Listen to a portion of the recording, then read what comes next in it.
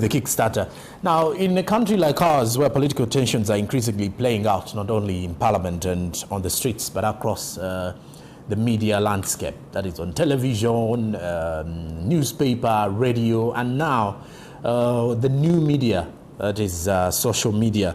When you look at the battle of information overload, has now become a powerful tool, not only for politicians, but everyone involved in the circles of politics in the country. Now, the rise of digital politics has transformed how Ugandans consume news, and with the digital platforms like TikTok, X, many Ugandans get to share their thoughts. Others get to share stories in real time. And this has now become a major political background where not only information, but misinformation has also become a day and life for all. But now we need to also understand, we need to explore political journalism in Uganda, as a few days from now we shall have a swearing in of the president-elect Yoweri Museveni, and then also we shall also have the taking oath of the members of parliament-elect.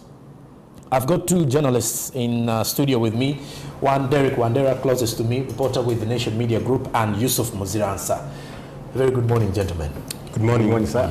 Nice to be Good to have you today. How is the year treating you? How is the political situation in the country, in your observation? Let me start with Yusuf.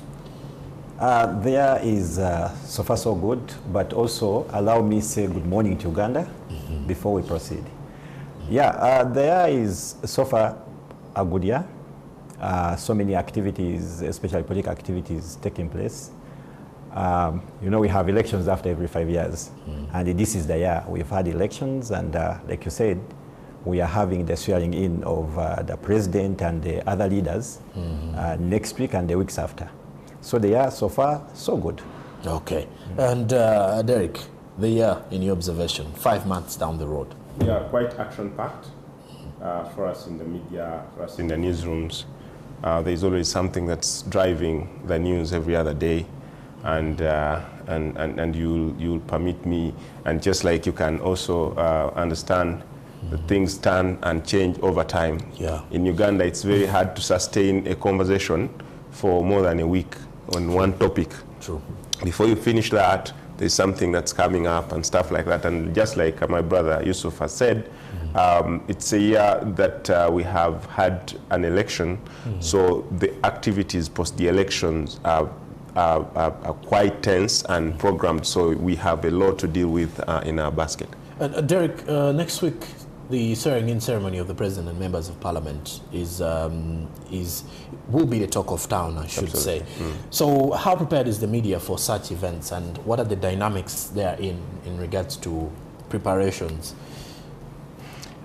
It's a story that every media house needs to cover. It's a story that sits very deep in the history of a country. Like I've always said, the political story is one of and the election story is one of the most important story for any political journalist in this country.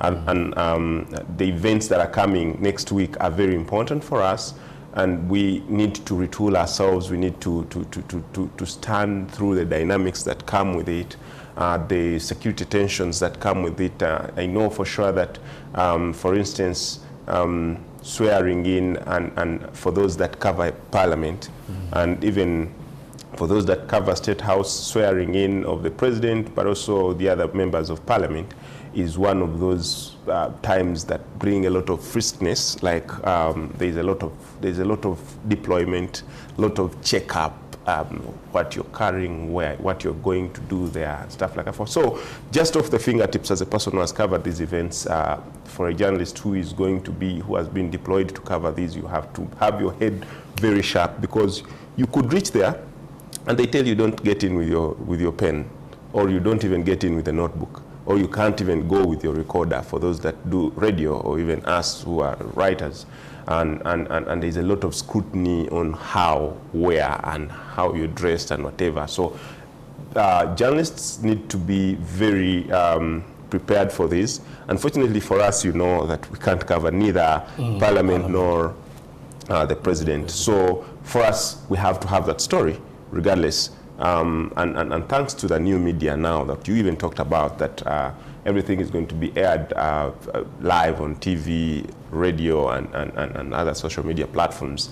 Back at the days, gone are the days when you would sit if we can't access a venue for a function, we would then call it a dead story. But yeah, for us as NMG, we have always explored some of these avenues of using platforms like digital platforms and other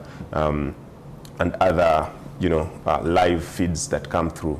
So journalists need to just not prepare themselves in terms of how they are going to access the information, but it's very important that they prepare themselves in how, or we prepare ourselves in how we're going to tell the story, because this is a story that comes 5 years after the other, and it's incumbent on us to prepare on how differently you tell a story. A journalist is one person who has to wake up every other morning to tell the same story in a different way. You know, it comes with different players, maybe different players, same script, same arrangement, yes, and you have to just play around with characters and stuff like that, which is not just enough. It's about how are you adding nuance to that story. How prepared are you to contextualize the story? How prepared are you to draw history from past events, from even drawing comparisons with our neighbors, how they do it, and how, in fact, how do journalists in Kenya, for instance, or Tanzania, very big economies, probably bigger newsrooms than ourselves here in Uganda, how do they tell this story? It's very important that you add nuance to your story. It's very important that you tell the story in context to what's happening now, but also what happened up before that. So it's very important. It's a very important story for every newsroom, and it's something that we need to wait for. Yusuf, Derek mentioned something very critical, that it is a story every political journalist would need to break, because it does not happen every day. It isn't a story that happens every year. This is a 5-year wait when you get to write about the swearing in. There's so many details around there. There's so much attention to who is swearing in, but every journalist has got a different eye, especially during such events.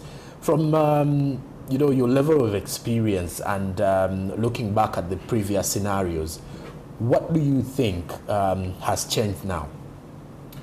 You see,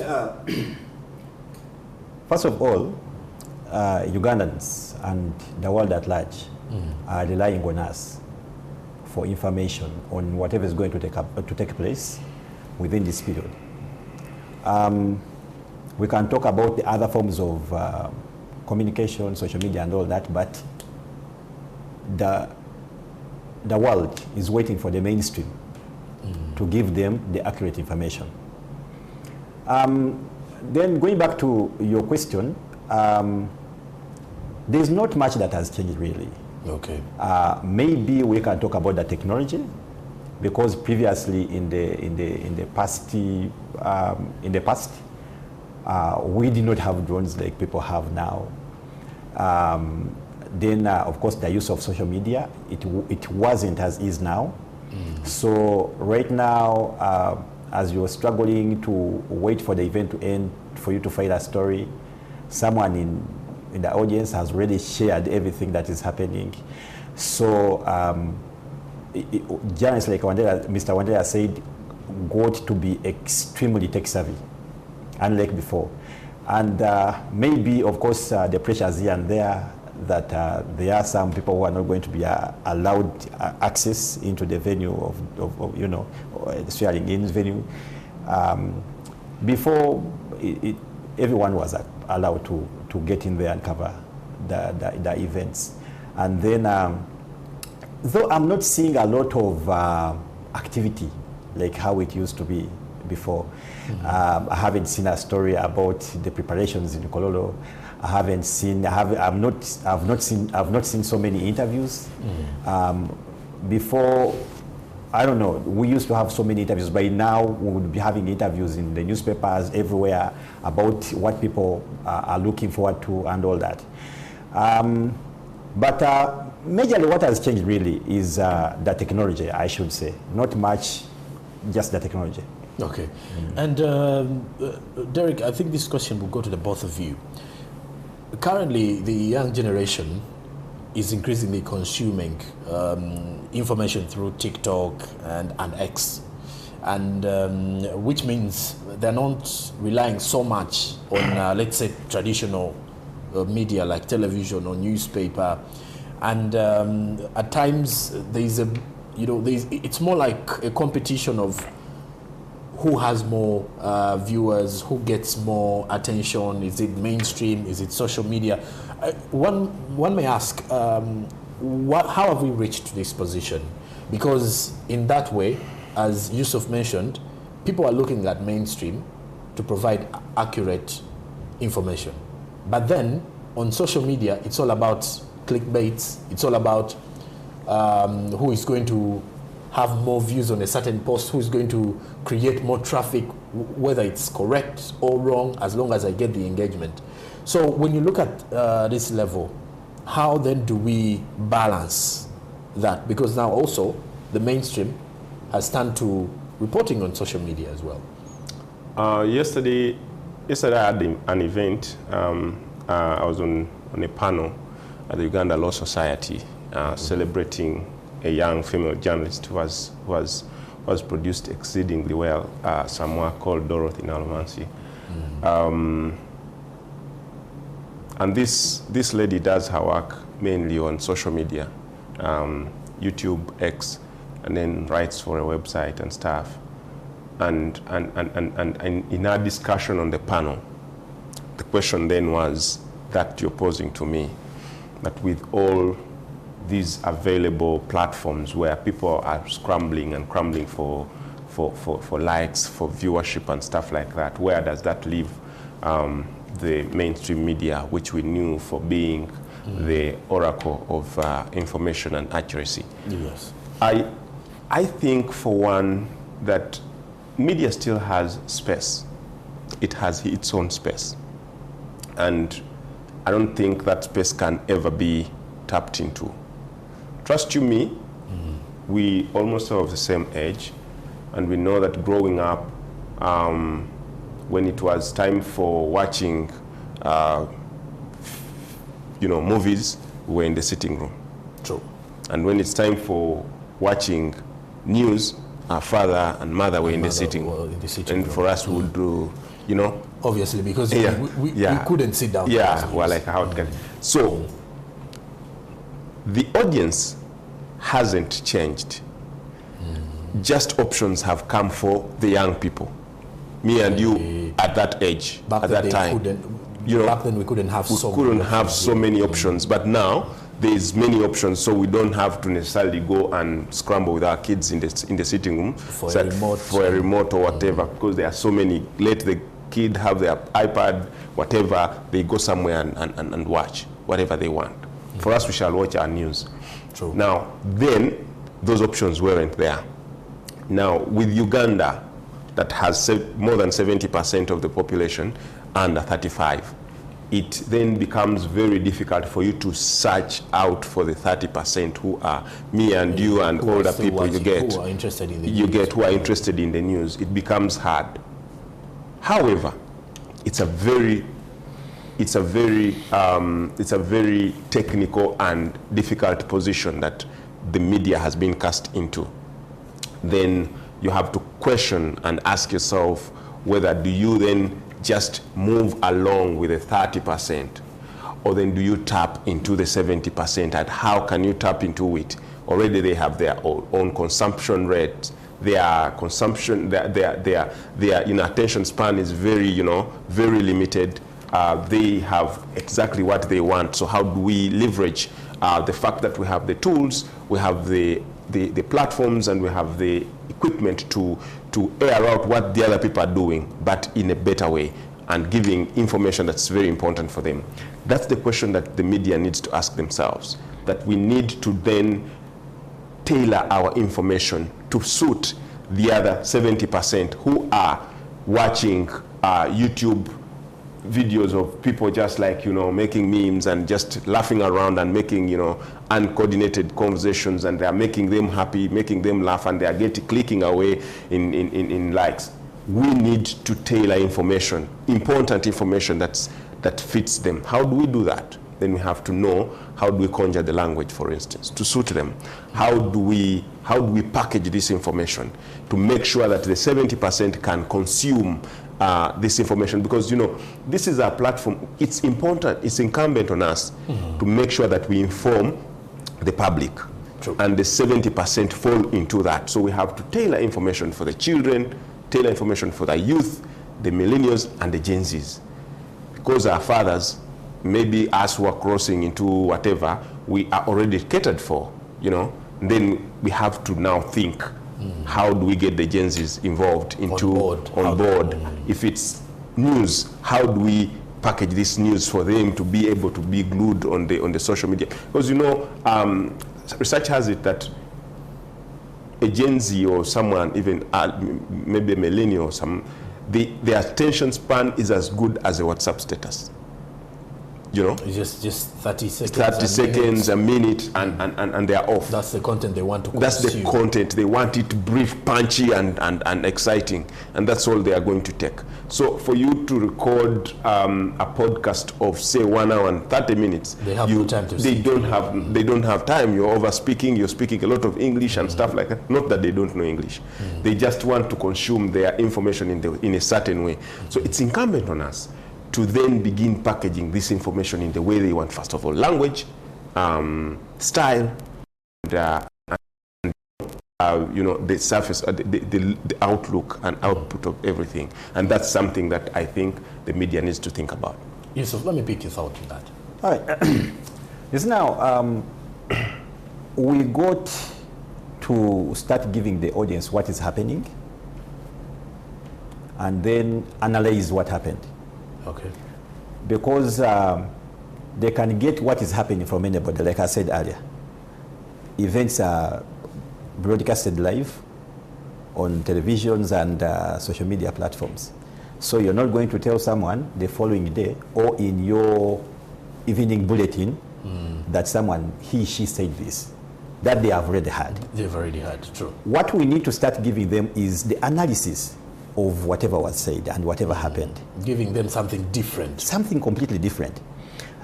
You cannot now, for instance, you cannot report what President Museveni said today, tomorrow, and you think people are going to continue buying a newspaper or even watching TV. What people want is for you as a professional to analyze what he said. That's what people want.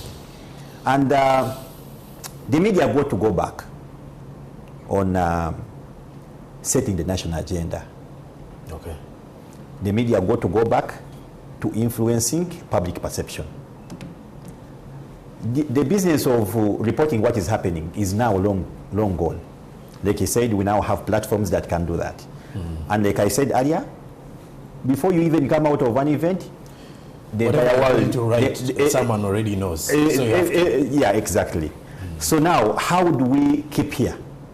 How do we keep the interest of the public with us? It is through framing political discourse,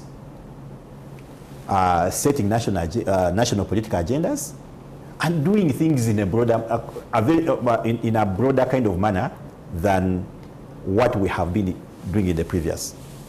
So, and I want to tell you, we just need to accept as journalists that times have changed. We need to move as the world is moving. If we think we are going to do things as we have been doing them before, and that's where the problem is coming from. You can see newspaper sales going down because we are reporting things that people already know. Our viewership is dwindling because we are telling people things that they already know. So someone is not looking forward to a news bulletin because they feel the substance is still the same. I mean, you're going to tell me the same thing. So I would rather go and watch some comedy on TikTok make myself busy on X. And see something else. And see something else. And get a different feel. Exactly.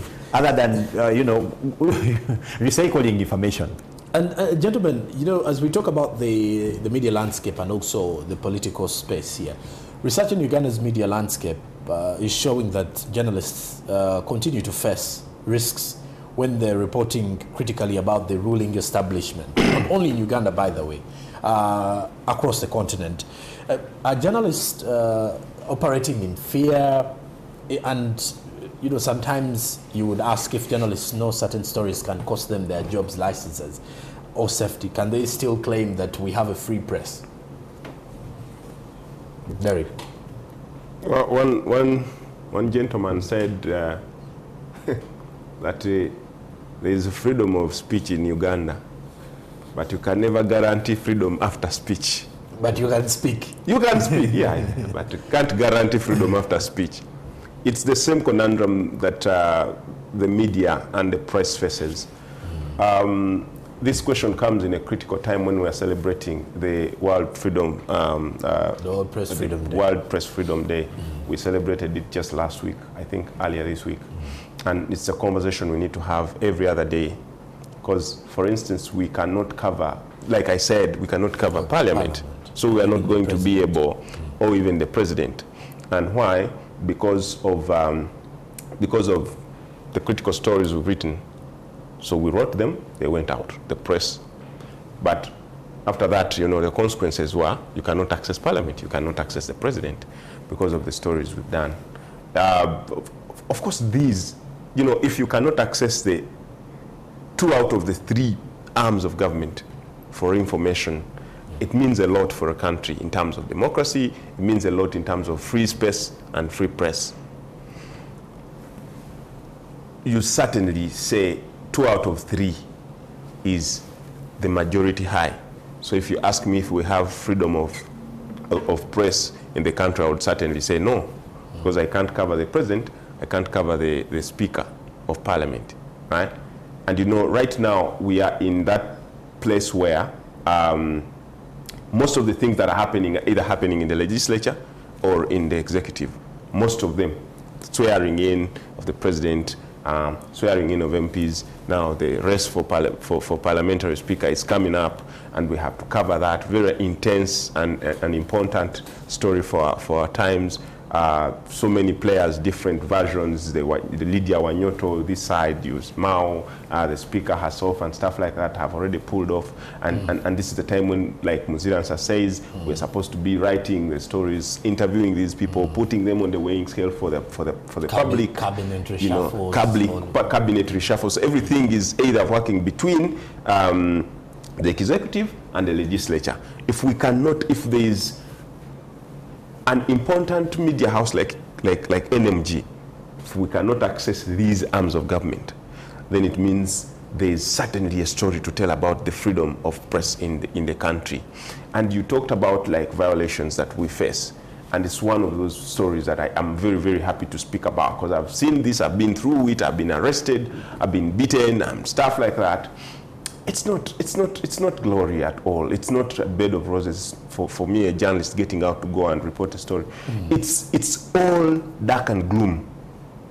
Because when you get out of your house to go and cover a function, or to go and cover an event, or to go and cover a protest, or even just an election, you're not sure in which shape you're going to come back to your own house. It's prayers. You don't and know ifs. You don't know whether you're going to come back in a piece or in pieces. And that's if you return at all. Because there is also getting out from Muziransa, and is driven to Busog to go and rest. And grocery packet. Yes. It's just dark and gloom. It's a conversation that we need to have soberly as a country. It's a conversation. If we are still glorifying and speaking, flower words about democracy, then we need to speak about free press, because free press is a cornerstone of every democracy. If you don't want, of course, press is speaking about things that make you uncomfortable. But then, as a leader, you should you should be ready for public scrutiny, for scrutiny from the media, because for us we hold those that wield power to account.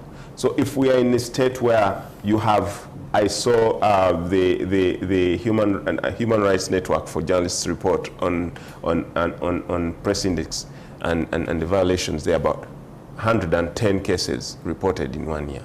52 are they, being blocked, 25, being maimed, being beaten and stuff like that.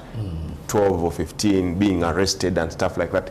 If we still have such figures in our reports, then the government needs to sit down and discuss these things with authority, with intent. But do they have the political will? I think there is no political will to do that. Yusuf, press freedom is something that we speak about so much that even during the celebrations, you can pick a bite from the police officers, and they talk about how press freedom is vital for, for the work of the media. Early this year during the elections, I want to believe some of you have also experienced this, where your phones are tracked. Every conversation you're having, and you're wondering, even when you're talking to a family member, something that doesn't just rotate around politics, someone is tapping your phone calls. So when you look at that level of press freedom, does a journalist feel safe to continue passionately write, critically write, or tell a story? All right. You see, Uganda has unfortunately become so divided along political lines. And this is making dialogue, compromise, and even trust very, very difficult in this country. People are no longer having a discussion, a healthy discussion on the politics of this country. Someone listens to you because they want to just prove their belief about a certain perception. People are no longer compromising. People are no longer compromising. And then there is also extreme lack of trust in this country because of polarization in our politics. Unfortunately, the media has been sucked in because it cannot operate in vacuum. Somehow it has to find sides to side with. And in that kind of arrangement, it has become a victim. And I want to tell you,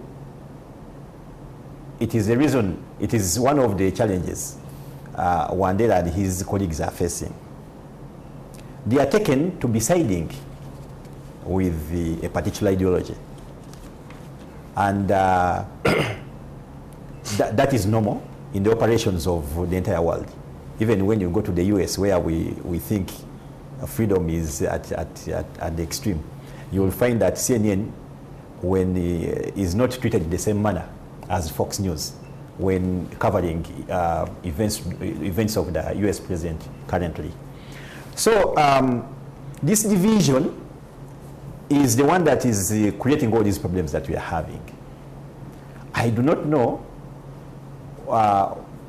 when we shall ever sit as a country and think through how we can drive the country better, that people can compromise, people can trust in each other, because Wandera here is a victim of not being trusted.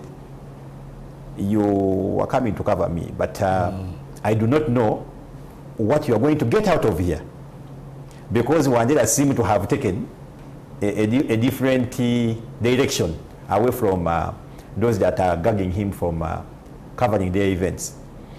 So, and this, until we realize as a country that Uganda is for all of us, and we need to take it forward. And this is not for only the people that are refusing Wandera to cover them, but for Wandera himself as well, to say that, for the good of Uganda, this I won't cover. This I won't publicize. This I won't do this and that. We are going to continue having the problems that we are having. Okay. And maybe a rejoinder to just something small. Just after the break, we will be continuing with that. And just to also look at the fake social media accounts that continue to spread misinformation in the country. Stick around with us. Our conversation does continue. Good morning.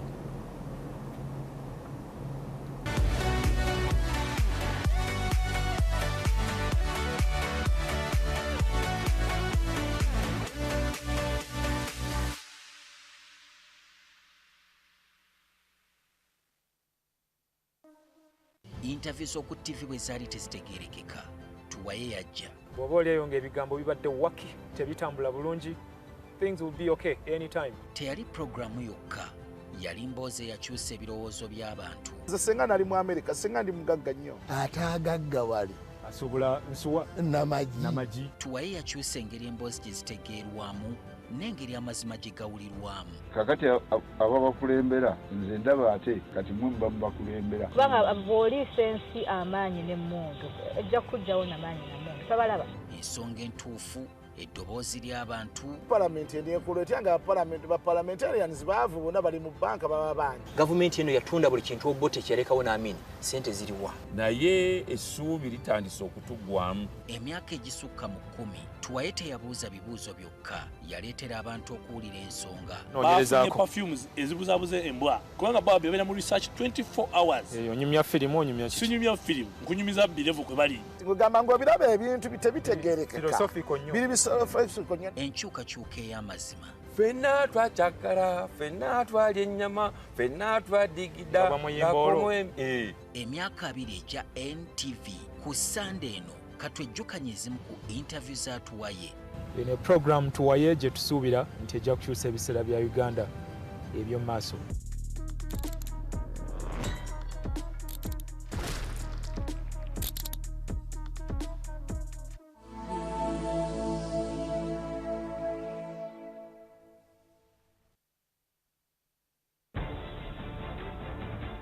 Hello, my name is Betty Mudondo. Every day I speak to many people across the social and political divides.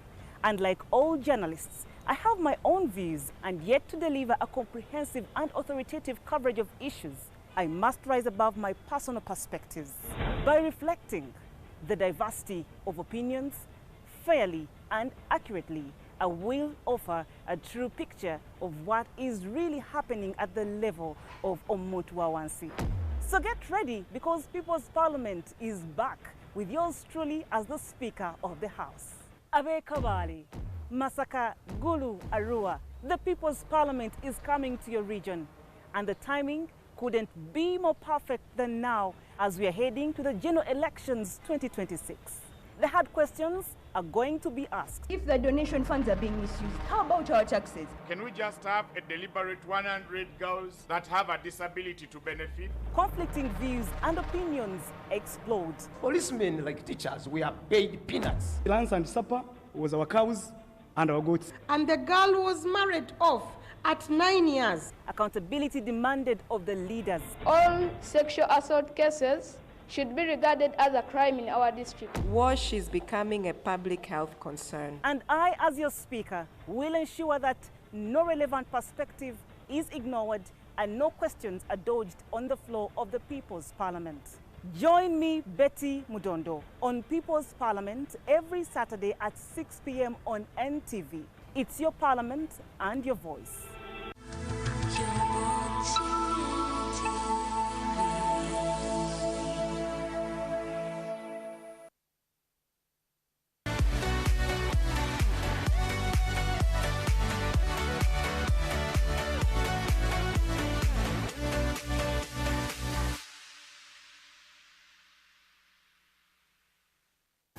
Well, I've got an interesting conversation going in here, and also behind the scenes I have amazing directors, by the way. You can't be able to see them, but they're doing a tremendous job. But on the other hand, there's a heated conversation in studio here about factual reporting, about reporters taking sides. Derek, before we went into a break, you wanted to respond to what Yusuf was saying. Yeah. You see, the real meaning of press is reporting things that are uncomfortable for some people. That's the real meaning of press. Okay. That you report not necessarily what someone is comfortable with. For instance, reports come up about a certain entity being in corruption scandals. And even the president comes and says, I have realized there is a lot of, you know? And if we don't tell that story as journalists, because we are going to injure some people or because we are going to make some people uncomfortable, we lose the mark. For any journalist, any day you find that you have reported a story and a certain group of people that you've reported about are not happy with you and they are not going to court. You see, the law is very clear. If I've misrepresented you, the only arbiter is the court. You run to court, sue me, I pay money. NMG has paid money to President Museveni before. NMG has paid money to Pius Bigirimana, the former PS of the judiciary, Totafire, and so on.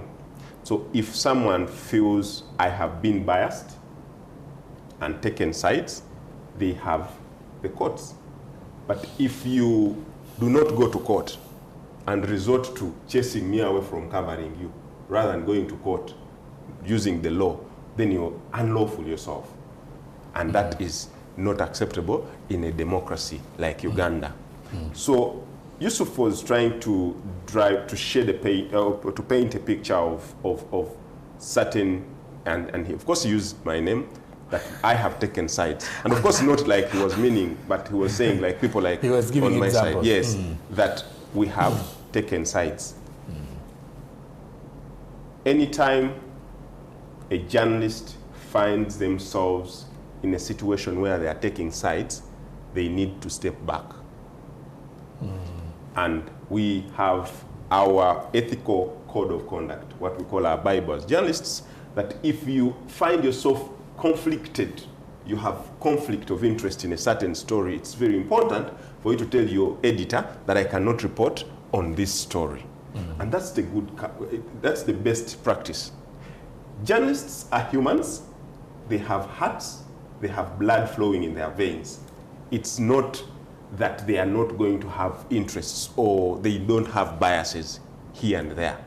For instance, I will tell you, if I've been beaten by a police officer, trust you me, I am not going to report the way I'm supposed to report about that police officer. The best practice is that you take and you convey all your interests to your editor. Say, I have bias, I have conflict of interest. That said, I feel there are many people who are going to keep scapegoating and bringing the line of taking sides as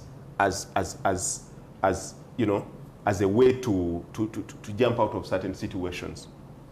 I don't think we have reached that stage. For instance, NMG, with all its gatekeeping, you know, apparatuses that they have put in place, I don't think a reporter, as they may, or just one editor, as they may, can get away with taking sides. I have religiously reported about NUP, and people have come up with all these kind of stories, this manner of stories. I've never been sued. And one thing I have always challenged people is, you get my story, my article. Even when you know that maybe I have biases, get my article. For as long as you cannot point a place where I have been biased or I have not ticked the boxes of journalism, you don't have any platform to go and say that this guy is biased. So there are very many gatekeeping practices that we need to do to take on as journalists to erase these misconceptions of taking sides. Gatekeeping, as a reporter, I may have a side.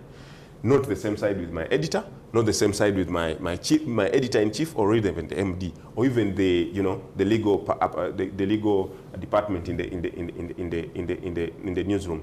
Okay. We need to have these and have a conversation around them as journalists. Let me take you back to 2024, gentlemen.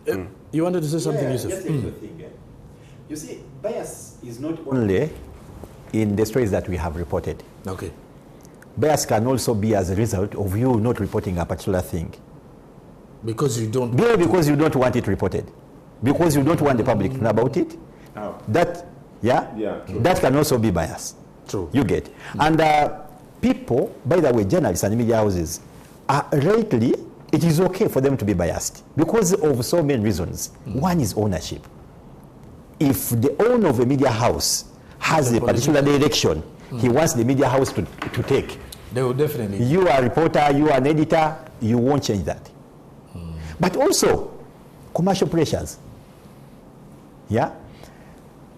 You want advertisers to come in. The public wants you to report in a particular way. You will absolutely get bias on the side of the what? Because you want the numbers. True.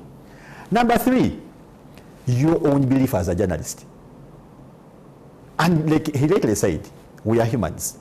If a police officer beats me, I'm not going to say good things about them, because now, Derek, you are hosted on different platforms to come and talk about issues and stuff like that. Imagine a police officer has beaten you, and then within those conversations, a question about Uganda police props up. You are not reporting about it in the Daily Monitor, but on a talk show, a question has come up. Would you say, I am biased, I'm not going to talk about it? No, you will of course talk about them. And give an example of the experience. Yes. And then where we started this conversation from, pressures. Social media is giving us a lot of pressure as journalists. I am telling you, it is one of the reasons we have to be biased. Things that we would have reported, people are reporting. So in doing analysis of what has taken place, let me tell you, you will of course either be seen to be biased or you will be biased. In 2024, BBC had an investigation, and the investigation featured or uncovered a network of nearly 200 fake social media accounts that were allegedly linked to the government communication channels. And this particular investigation showed that these social media platforms were spreading pro-government narratives and at the same time attacking online critics of the government. So when you look at propaganda has been around for a very good time. Even without social media, propaganda has always been there, especially for politicians. They know how to play along it. So when you look at digital propaganda, is it now replacing democratic engagement? Because I think you follow sometimes the kind of conversations people are having on X, and you're like, this is not factual, but people are really pushing for it. So it's more like a propaganda, or what people call engagement farming, than actual truth. Derek, when you look at it, is it now replacing the kind of democratic conversations we should be having on such platforms like social media? Last year, I wrote a story about in the Daily Monitor saying how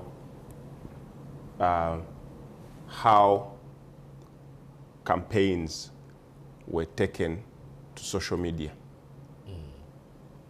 And I reflected on 2021, to the run-up of 2021 elections. And I explored the happenings then, how we got shut down on Facebook, the number of pro-government pages that were shut down by Facebook and Meta, and what exactly they were reporting about. I got some source on how the messages were choreographed to attack the opposition, and how the opposition reiterated in response, and how, you know, there was literally a battle on social media, you know. I reported about it last year, and it got a lot of, you know, following and stuff. Propaganda, for those who did political economy, is part of the syllabus. I mean political science. It's part of the syllabus. Every politician, if you don't know propaganda, you will not achieve anything. It has been there. You have to have propaganda. Propaganda is one of the strategies. In fact, you need to have propaganda machines You that know? are going to... Yes. In terms of propaganda human resource, Exactly. I should say. Now, the problem that we face in the media is that, one, we journalists do not know about propaganda. We have not studied anything about it. We've not read about it. We've not read how it moves. And we report politics. Two, we've not accepted propaganda to be part of politics. When we see it, we begin, you know, backstabbing the people who are using it and stuff like that, not knowing that it's one of the things. When I was training to be a political reporter, one of the things I invested myself into was to read about politics, including reading political science. And you find the component of propaganda. It is incumbent on the journalist to know and sieve what is propaganda and what is the true story. If you do not have, the ability to know that these things are intermarriage, then you're going to look at it in a different way. But journalism is such that you sieve the chaff from the, you know, the real substance. Propaganda can be used anytime by politicians, and we have to be aware as journalists. How you report about that story that has propaganda is what knocks you out as a political journalist. Political journalists ought to read about politics, ought to read about political science, the political terrain of this country. You know, propaganda has been used donkey years, you know, in the First World War, Second World War, you know, President Museveni, you know, even Idi Amin. Every government comes with their own strategy of using propaganda because it's part of, and so much embedded in politics. Journalists have the mandate to report authoritatively, separating propaganda from the real story. And that's where you get it. If you lose it, then you can never tell a story about politics. No. Yusuf. Yeah, propaganda wouldn't be a bad thing because, like we said, even during biblical times, there was propaganda. Propaganda has been here for as long as humans have been here. But you see, the unfortunate bit about our local propaganda, Uganda, in the context of Uganda, is that it is us versus them. It is emotional rather than being issue-based. Our propaganda is anchored and driven on by identity, loyalty, and a lot of anger. And if that propaganda is not managed and it spills into the newsrooms, this country is going to burn. So to me, I feel like journalists should continue resisting themselves from involving themselves in political propaganda. Maybe analyzing it, yes, but you know, being embedded in it, we are going to burn the country. And that's what I can say about propaganda. Okay, gentlemen, we are beating our time now for the conversation.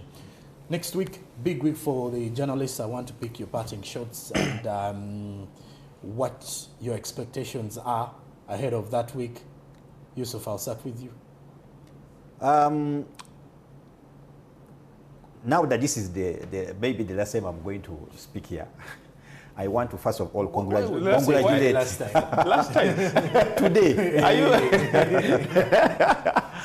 Yeah. I want to first of all congratulate Francis Isano. Yes, yes, yes. Yeah. For the second time, he has had a launch of. I think he calls it Through the Lens. Yes. Through the Lenses. he has launched another episode of his photographs. You know, there are pictures that you people see, but there are pictures that people keep, photographers keep with them. So if a photographer gets an opportunity, yes, Abubakar also had and one. Abu is also launching a book today. Yes. I think Moments with Muzei, something Abu like Mwesigwa. that. Abu Abu Mwesigwa, Mwesigwa, yes. Today, is it here? Yeah, it's going to be here actually. So I want to congratulate those two people for reaching that milestone, but also want to congratulate Sydney Media Babanga for having assumed the responsibility of editor-in-chief at the New Vision, and also congratulate Madam Kaija for her services. She has really served this nation well. Now, about next week, we are just looking forward to what is going to happen. We've been promised so many guests coming around the country. I can see Kampala is busy. I have also been told that on Monday night, the skies are not going to be the same. Okay. There are things, apparently, I had someone on radio saying there are so many things that are going to happen on Monday night. So let's just keep our eyes in the skies. So yeah, we are looking forward to next week. Is that a threat? No. It's a good thing. It's a good thing. Which things? Apparently the skies are going to be decorated. Because the Uganda will call it Chinyonyi. Yeah, so yes. People are like, should we be worried? Should we shouldn't. We shouldn't be worried at all. And this information came in that those things will be happening. So we are looking forward to next week, and I think it's going to be a beautiful week. I mean, the president swearing in, and then after his swearing in, we are going to see all the members of parliament swearing in. I think it's going to be a busy week, and we look forward to it. Okay. Derek, let me pick your parting shot. If I'm to talk about next week, journalists need to have their eyes on ground. I think from a vantage point of having been a reporter for some years, I think one of the things that editors need to think about is deployment mechanisms for those that are not going to be able to access parliament or even like whatever, the Kololo. There are so many side stories that will be happening. For instance, he's talking about the skies being decorated with whatever they are going to decorate them with. But I know also there's going to be a lot of crackdown on people on the streets who are going to be thought to be maybe vagabonds or who are going to be thought to be causing some mayhem, whatever. There's going to be arrests. There's going to be a lot of deployment, and it's already happening, and we're seeing it. So we need to look out for those. We need to look out for those that are going to access Kololo. You need to have your EPPs, you need to be very up there. But most importantly, let's tell this story in a manner that lifts the country in terms of democracy. You see, they talked about the negatives more. The positives that are going to happen next week. Because you talked about you want to talk about what you have talked about. You want me to talk about what you've talked about. You should have given me your script then. The two gentlemen I've had this morning, Derek Wandera, Nation Media Group reporter, Yusuf Muzirans has also been part of our conversation. One thing is for sure that we do know how to prepare when we have visitors coming in this country. I think the cleanup of the city is an indicator of the events next week. So I hope we get more surprises in the next 5 years, that every year we have such cleanups happening and the city gets to be clean and running. Next week, by this time next week, we shall be having a new parliament. By this time next week, we shall have a new but the same head of state who will be swearing in on the 12th of May. More of those updates will be coming your way with the Nation Media platforms, Daily Monitor, as well as NTV, Spark TV, KFM, Dembe, and of course the website where you could easily get that and more. I'm Joram Paul Sonko. Thank you very much for being part of Morning at NTV.